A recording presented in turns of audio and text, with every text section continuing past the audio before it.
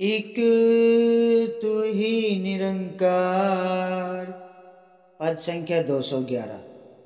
एक डली सोने की लेकर गहने कई बनवा ले हम, माला झुमके और अंगूठी चाहे जो घड़वा ले हम। फिर से उस अंगूठी माला झुमके को गलवा ले हम,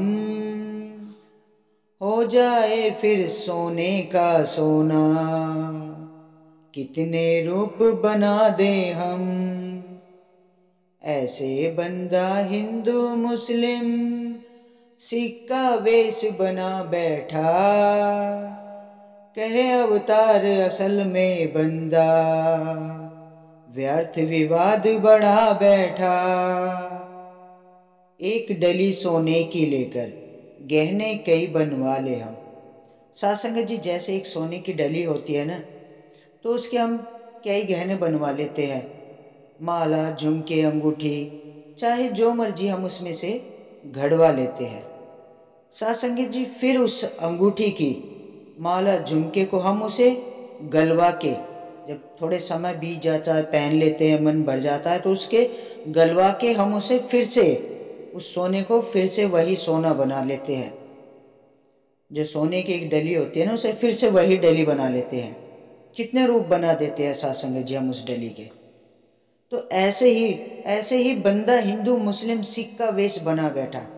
तो सासंग जी, ऐसे ही तो मनुष्य ऐसे ही, कोई हिंदू, कोई मुसलमान, कोई सिख, कोई ईसाई, कोई वाहिगुरु, कोई गॉड, कोई ऊंचा कोई नीचा।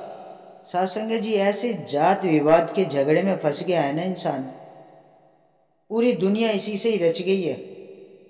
हिंदू मुस्लिम सिख ईसाई वाद विवाद, ये जो हिंदू जाति का है ना, उसी में ही फंस के रह गई है, छोटा बड़ा ऊंच नीच जात पात के भेदभाव में ही।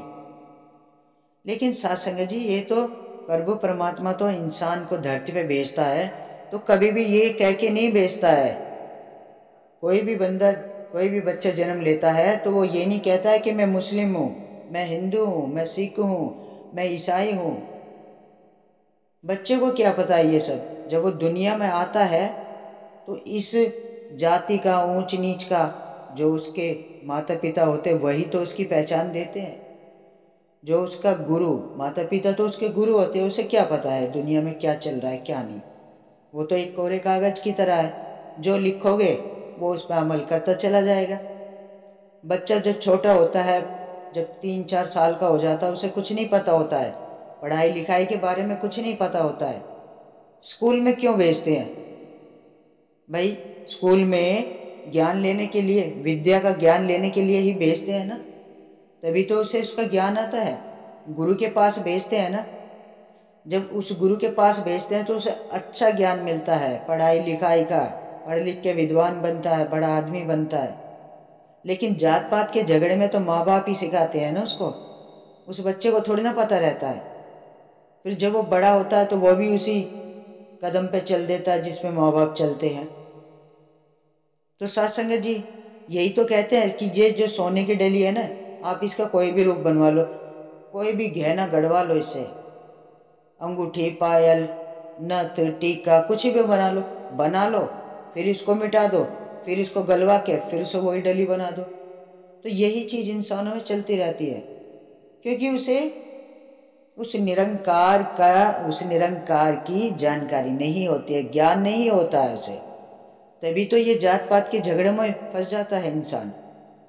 लेकिन जब उसे इस प्रभु परमात्मा की पहचान हो जाती है ना, गुरु के चरणों से जुड़ जाता है, तब इसको पता चलता है कि एक सबका मालिक एक ही है, ये निरंकार परमात्मा वही है, सबका मालिक एक।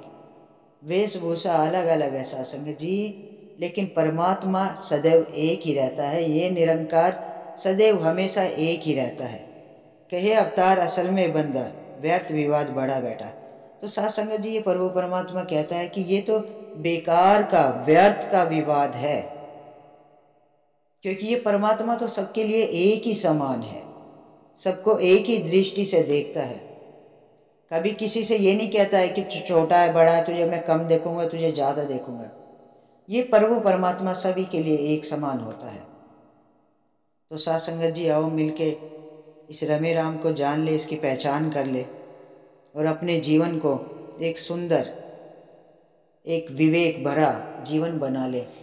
तो साथ संगत जी, बड़े प्यार और सत्कार से कहना, धन निरंकार जी।